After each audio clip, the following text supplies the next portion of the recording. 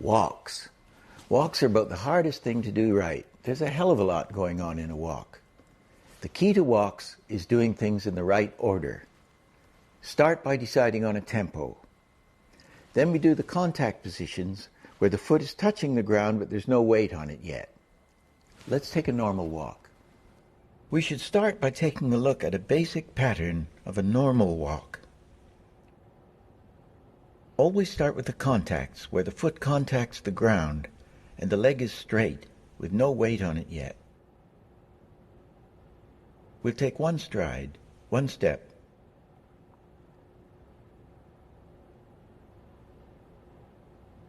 And we'll pull it apart for clarity.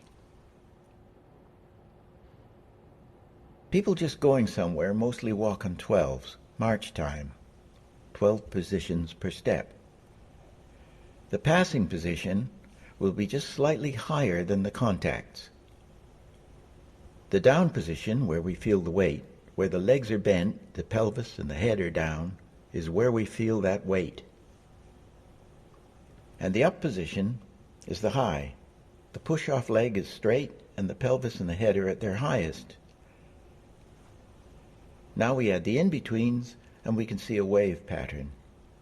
This is all exaggerated here for clarity. Now we'll add the arms.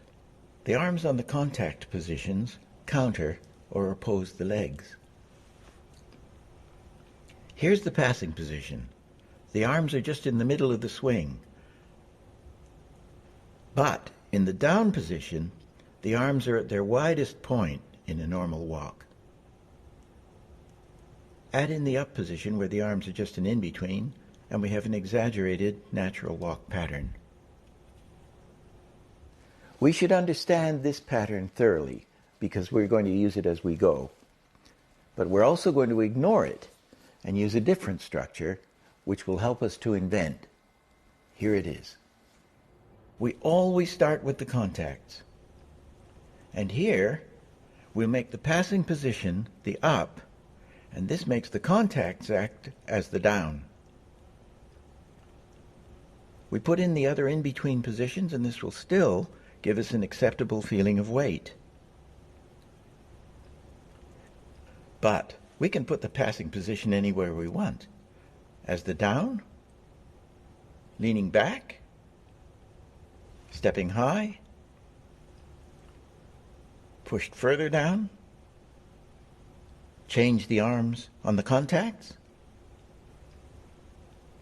Working this way, we can invent actions. We can go on forever.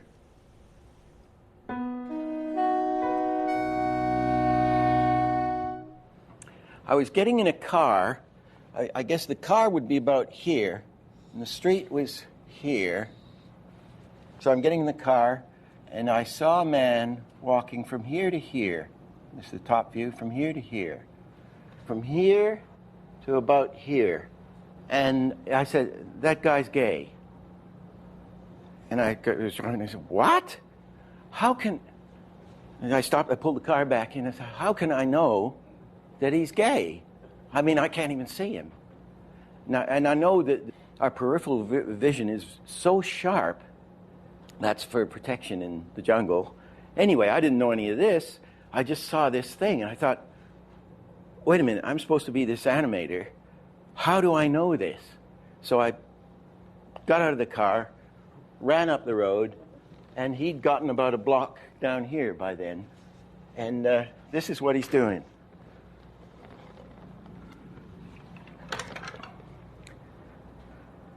So I'm walking along behind and copying him, right? So he's walking.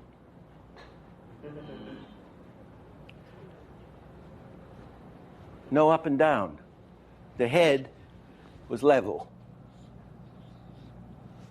Walking on a tightrope. Now, the reason that's slightly feminine is that women tend to protect themselves, isn't it? It's their protect. Well, you'll see them out like this if they're boxing or shopping. Anywhere where there's a crowded bunch of men ogling women, they go around like... So with the legs, they'll tend to protect the business. See?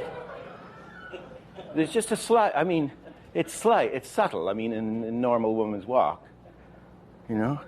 So, but with a man, because of the equipment we're carrying,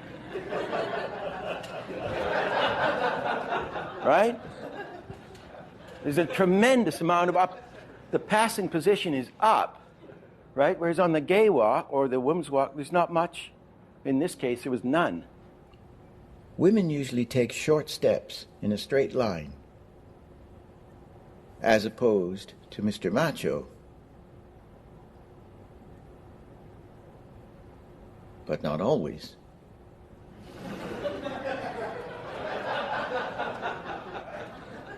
So the passing position becomes terribly important to tell us the quality of the walk, where we put that middle position. Is it up? Is it down? Is it sideways? Is it whatever? You get strange things like strange combinations of masculine and feminine, like the guy who's doing, John Wayne, who walks with his shoulders. He walks like a 1940s woman, like Barbara Stanwyck or something with the shoulder. He has very little up or down. You remember? You see that with John Wayne? Those shoulders. It's almost exactly the same as, come up and see me. You know how to whistle, don't you? Come up and see me sometime. He's doing the same thing with his shoulders. Where are the goddamned Indians? You know? It's very strange. And I think part of the appeal of John Wayne is he has the facial, those feminine, the eyes are almost feminine. And yet there's this big hunk of a guy. Anyway, so for walks, you're going to get all kinds of stuff. Like I was doing the Hollywood walk, the postman yesterday who's written the script. And it's, I mean, you see that all the time. Practically everybody in Hollywood. Hi there. That head is just, you can see all angles it must be. Look at all the angles of my marvelous face at once. So the walk is probably just a normal walk, but with this. Or you've seen this one, the actors. Hi there. You know, everything's back here. Not much up and down. And then a pregnant woman is walking way back, right? Or a fat man. If fat men walk like dancers, because they have so much meat in here that they have to spread the leg, and they have to sort of. Orson Welles, when he was able to walk, was like this. So the point is that the big fat person is going to obviously got to carry all this stuff, and normally in a walk, you know, you get the arm. This arm, the counter arm, the other arm counters, isn't it? I'm doing a normal walk. The arms counter the legs. Well, in San Francisco, we saw a woman walking around. She was huge, woman, and she to carry all this stuff, the arms and the legs couldn't counter each other. It was like she had invisible strings attached to her hands to hold all this stuff as it rocked from side to side. You know, going down the road like this. So, or, let me think. A drunk, I don't know if a drunk has a lot of up and down, but what a drunk is doing is all the time, I'm telling you, I'm not drunk. Watch the head. I am not drunk. I do not drink. Right? So everything's wobbling around in the bottom, and it's trying to hold steady at the top. Let me think of others. What have we got here in my list? A baby will just lurch, won't they? It's not like a drunk at all. Somebody said babies walk like drunks. They don't, because a baby is trying to go forward, you know, and stop from falling down. All the theorists say that walks are a process of falling over and catching yourself. And a normal walk, you get a thing. there's a kind of that shape. It goes that shape, the foot. The heel tends to follow this pattern.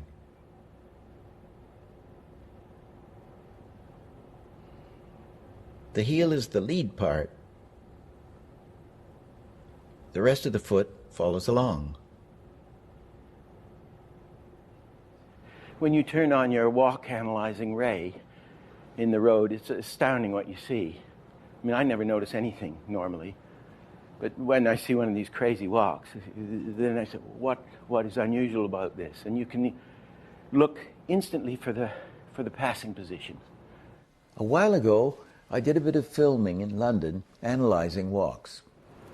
Look at those legs, nice and far apart, and he rolls from side to side.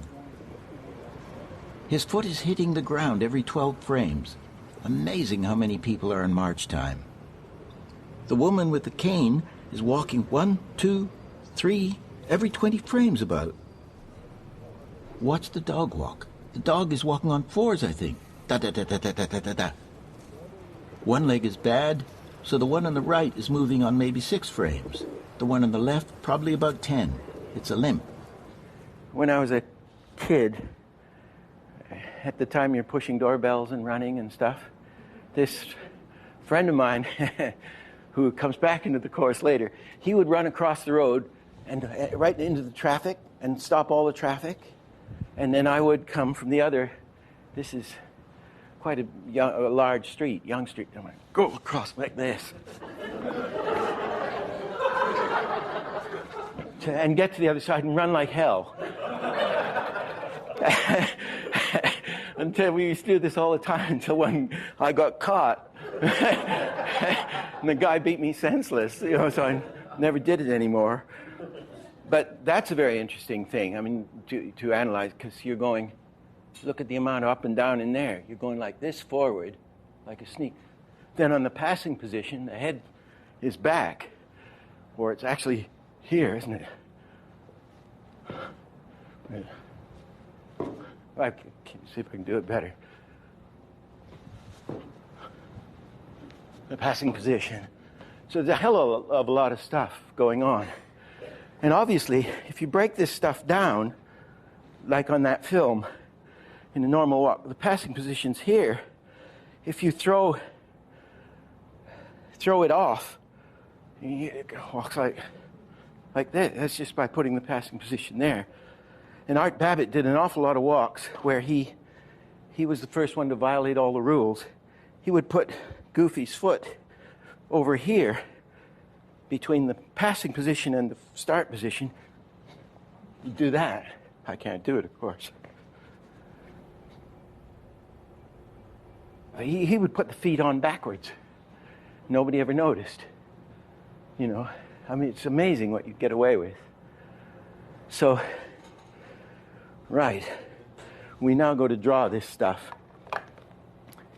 The first thing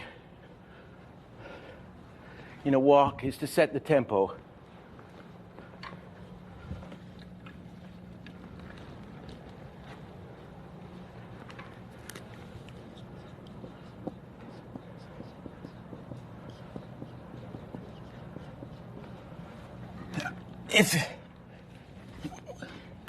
If somebody walked on 4s, this would be, let me just pull it. This would be every fourth drawing, right? 1, let's mark it here. 1, X, X, X, step, step, step, step. 25. That's in a second. You've got 1, 2, 3, 4, 5, 6 positions in a second. So that's not a walk. That's a run, right? And it's a run with 6. That's a cartoon run because I can't do it, I don't think. Certainly not with a heck of a run-up. 1, 2, 3, 5, 6, 1, 2, 3, 5. I can't do it. I can't get my feet. 1, 2, 3, 5, 6, 1, 2, 5, 6. It's not possible, hardly. So, 4s, a cartoon run,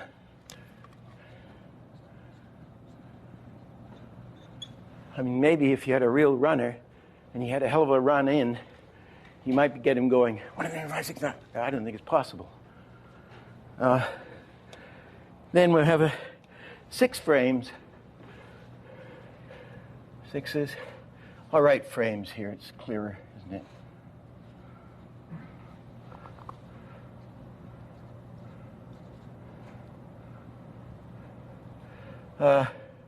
That's a naturalistic run. Or you could say fast cartoon walk. If you want to be cartoony. So that would be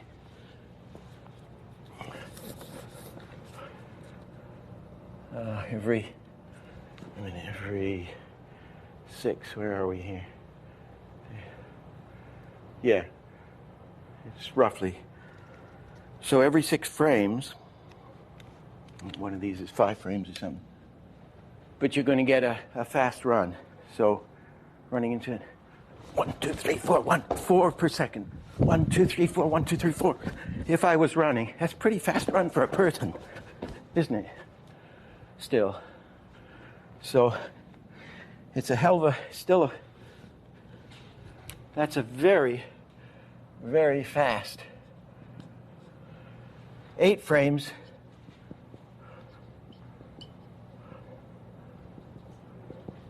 is you could call it it's a normal run, let's say.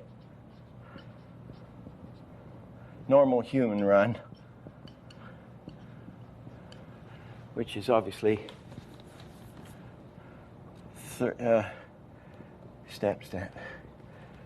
step. So 1, 2, 3, 1, 2, 3. 1, 2, 3, 1, 2, 3. I need a run in. 1, 2, 3, 1, 2, 3. 1, 2, 3, 1. Okay, so we're now in the realm of possibility. 12 frames equals a business-like walk. Brisk, normal walk. March time.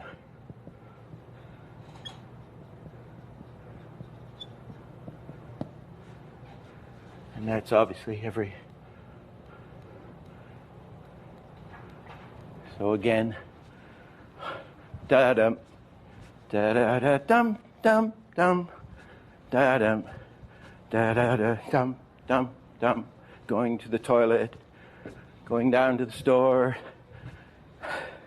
Going across the room to get a book, even, if I'm purposeful. They had big battles about whether people walk on 12s. And of course, the and Milt went out with the stopwatch. And this is 1933 when he went to the studio. He timed everybody, and everybody's going around on 12s. Came back to the studio and said, everybody's going on 12s. They said, oh, no, they're not on 12s. And all these theories came out why they're not on 12s. He said, they are on 12s. Go out and test it. Of course, nobody did. And they argued this thing. Well, the reason they're arguing is that 12s is hard to divide, right? If you've got an 8-frame walk, these lazy bastards can evenly divide. A chart divided into 8s makes it easier to in between.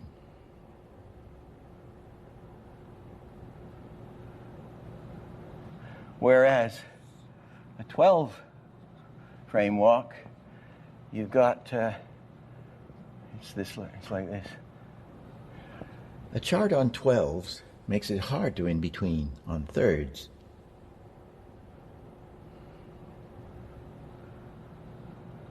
That means if the animator has to do every drawing, he's got to think harder. And if he's going to give it to an assistant in the production line, they're going to dump the work on them. They're going to be putting in 3rds here.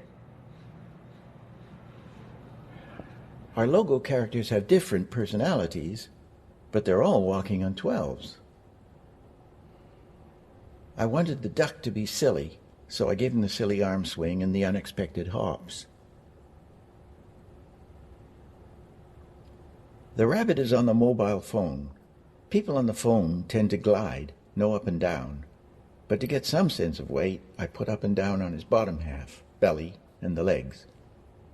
He's supposed to be a Hollywood executive. The stick man enters like a deck chair, unfolding itself. Everything unfolds and gradually comes into the rhythm of 12s, like the other creatures.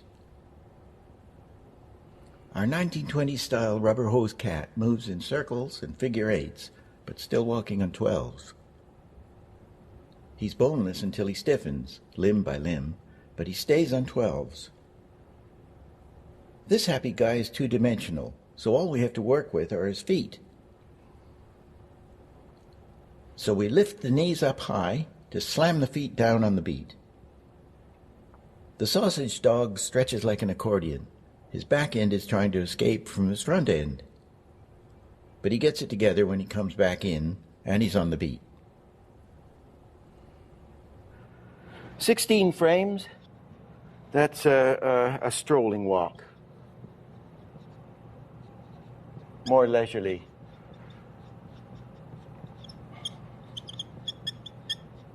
It's interesting the way people think. I used to think in seconds, 1001, 1002, 1003, or one Mississippi, one little monkey, two little monkeys, or three Mississippi, whatever.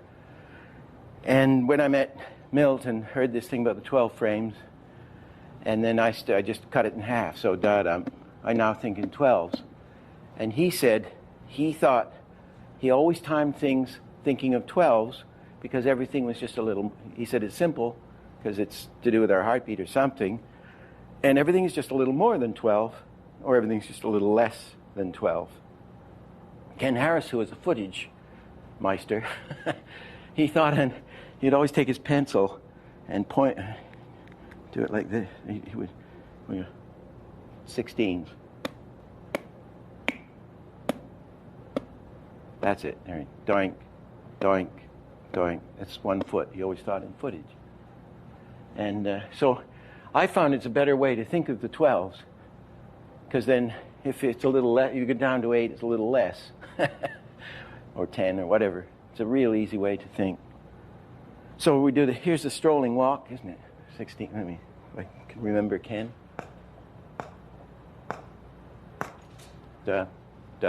Strolling walk, going, coming from the washroom, wondering what I'm going to do the rest of the day.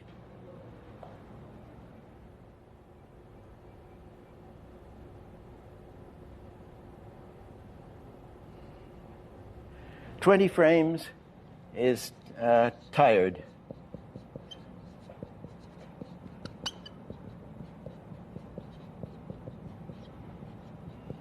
Elderly person or person. So 20 frames, 1,000, 12, so you see that quite a lot in the shopping mall.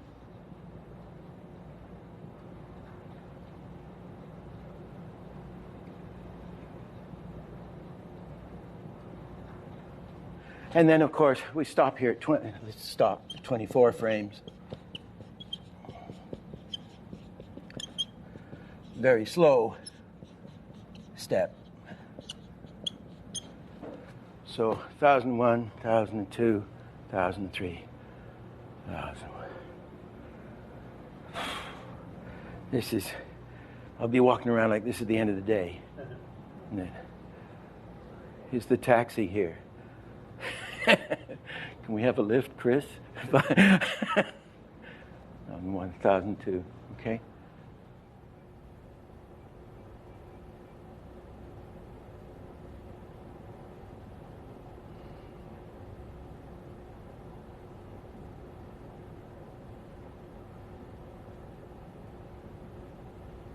I've worked with directors that they have the tempo kind of built into their head. And even looking at a storyboard, they get it down to a couple of frames for a 900-frame sequence, and they know the timing. Yeah. I was just wondering how you practice learning the tempo and internalizing a tempo so that your analysis is faster. Yeah. I think we do think in tempo, and I think we're all naturally, you're naturally built for this medium, if you have a sense of rhythm. I can't dance. I mean, I always hid in the orchestra or something, but I could dance, I'm sure. I've got to, and you just get, when I first went to England, and I saw these guys animate, and the best of the English guys, and they were going, deep, deep, bong, bong, zit, zit, clonk, clonk, brrr, clang, and I say, oh, God, I'm an artist. I don't want to be like that. And about a year later, I'm going, deep, deep, bong, bong, brrr, brrr, clang, ding, and you just get that way. But what they did in Hollywood, I remember I said to Art Babbitt once, I love the Tom and Jerry timing. I don't, the boop, boop, boop, boop. And he said, yeah, on eights. I said, what? And he said, yeah, Bill Hanna, everything's on eights. Everything's on eights? Yeah. He said, yeah, that's boring. Yeah. There, you got every 8 frames. He hits a bump, beep, honk, down here. You always hit wherever it is. You're hitting thud, clunk, clunk, clunk. A chart on eights is easy to work with. It's evenly divisible. And of course, everybody's going Flintstone or something. Hi there. Hi, Fred. How are you doing? Oh, okay. Over there. It's all ding, ding, bong. So Tom and Jerry goes, boom, ding, bong, all on eights. I mentioned it once to Chuck Jones. I said, how do you time on stuff? I mean, he's my most wonderful timer, isn't it? I mean, him and Tex Avery are it. Well, Fritz Freeling's great, for these shorts. Anyway, he said, we had 12 sheets and 16 sheets. I said, what do you mean? He said, well, we'd have these, this would be let's have a 16 sheet. We'd have a red line go across every foot. And that was our 16 sheet. And we'd put our accents, thump, bump, clump. Just hit or halfway between, if I'm hitting an offbeat. I would put everything on these I would think on 16s. And he said, then the thing had a musical, they put the music on after, so it had an inherent musical beat. So they'd say, this Roadrunner cartoon's on 16s. And then he said, and then we had 12 sheets where we,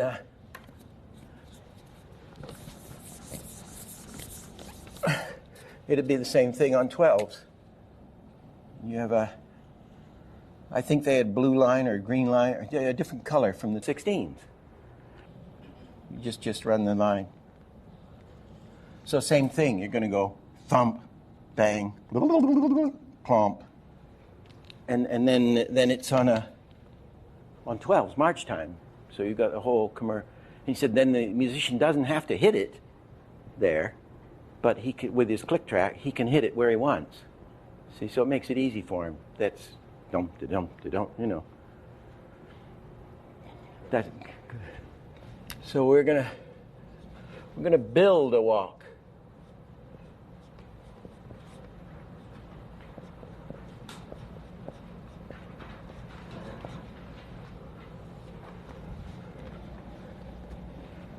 And although walks are probably the hardest things, well, they are the hardest things to do. I mean, when beginner animators always want to animate a scene, a guy walks into a room and starts arguing with somebody, or go and never darken my door again, or running around the table, all kinds of stuff. And they get all tangled up and depressed, and it doesn't work and everything. Instead of just concentrating on walks, different kinds of walks. And of course, the great thing to do is with these stick figures, which I hope to not do a decent drawing in this whole course. And the reason is, this is a wonderful thing Babbitt showed us, is that if you just do stick figures, there's the hips, right? And there's the arm. Here's the other arm. We can even put joints in if need be. And you should please test these things. They'll work. You may need to retime things, blah, blah, blah. But the basic thing's going to work, and it'll work real fast. We'll start again with our normal walk pattern. The passing position is just slightly higher. The down position will be slightly down, where we feel the weight, and the push-off is the up position, the highest point. Here it is. We get a wave pattern.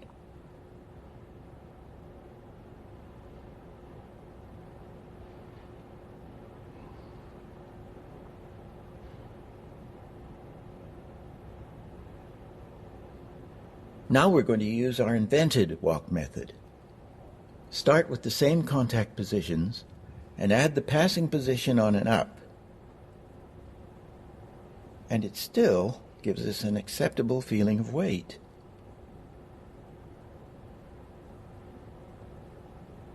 Now let's keep the same contact positions, but make the passing position the down. We get this.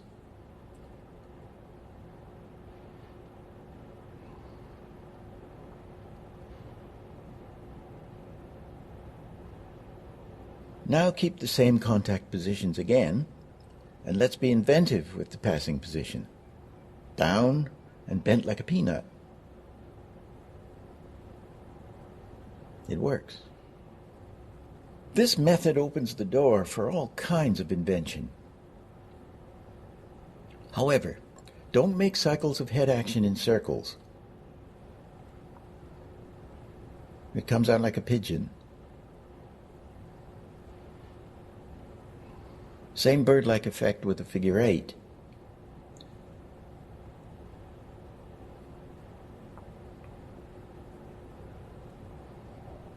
So for safety, we tend to keep the head mass mostly straight up and down.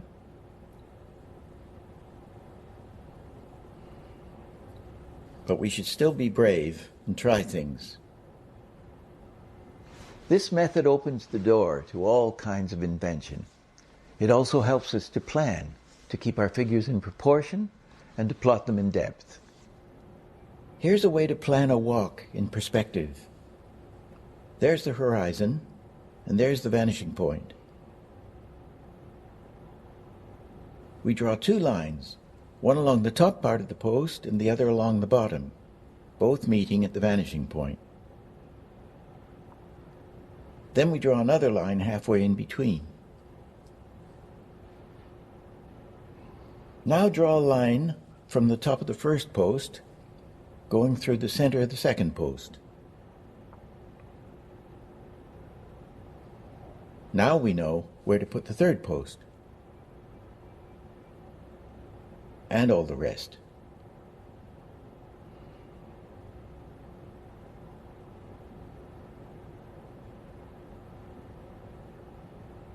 Now add in our figure, making all the right foot contacts.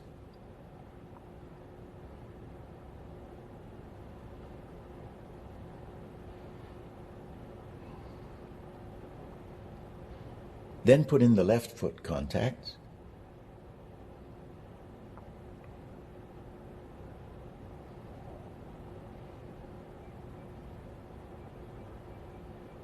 Then add in the passing positions.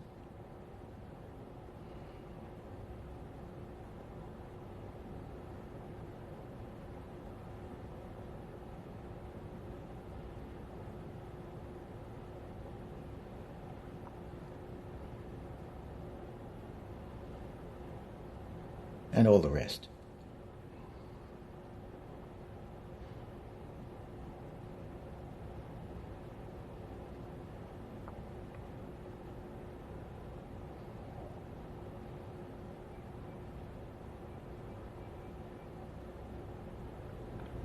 But you see, you've got a structure then. I might, having done a thing like that, I might start to go straight ahead on top of it, of the whole thing. With these drawings under, Say, no, I want to loosen it up. I don't want it just to be like this. But I've got it all figured out. I know I'm not going to go wrong. It's going to come up in perspective correctly. It's going to work. I might start drawing here and say, might just take the head and do a performance with it. You know, it's talking. And I might do something weird with the hands, or take one hand. Or it's got the palsy, and start, you know. It's just getting these what do you call it, fence posts or clotheslines in, and then running on top, either using these drawings or starting again on variations. Takes the anxiety out. Isn't it? Let's dig into some details and variations. Okay, we've already done this is a pretty prosaic piece of stuff, but we've already got something interesting, is that this, as the arm, you know, the arm is back, when the arm is back, the shoulder's back. I'll just write shoulders back.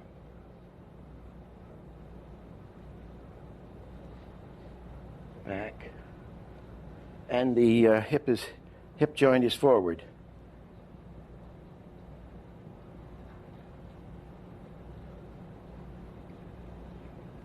Hip back,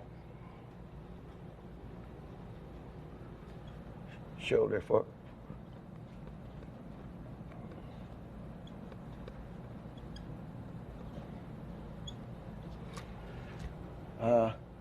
In a normal man's walk, the passing position is up, and the arm is going to be just in the middle. Just a normal in between as it swings through. And the leg is going to be right in the middle. The foot's going to be down, and the other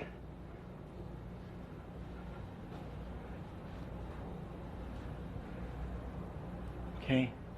If that was a 12-frame walk, and we're going from 1, and that would be 7, the passing position, and 13, right?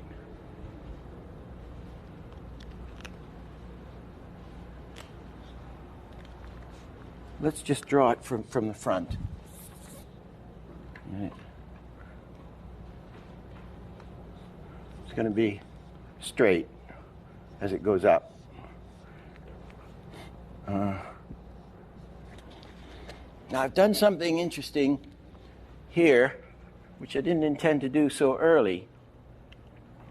On the front position, we see we've drawn this leg like this. We've taken a hammer and smashed the person's knee to a position it cannot go to. Wham! And Babbitt calls this breaking joints. And everybody does it in the whole. I don't know. I never talked to Milt about it, or Ken Harris didn't do it ever, I don't think. But I don't think they have a term for it other than arts. And they may not. They just say, well, you got to do this. You know, well, you got to do it. You got to do it. Well, you got to do it. And you say, well, it's a breaking joint. Well, that's intellectual. What we're doing is smashing the joint, bending it this way, and doing the same thing. Maybe the foot would do that. I'm not sure. If you draw, what's a good color? Let's draw a woman on it, a semi-realistic woman. You accept that, don't you? I mean, you tend to accept it. So my point is, we can start to get away with murder on passing positions and drawing. This is an extreme. I mean, some people are actually built that way, but we can distort enormously without reverting to squash and stretch. So we've built our basic walks, and we have a method on which to build our inventions. Now we come to the interesting stuff. Here's a tracing of a very inventive mime artist. Take a look at this strut.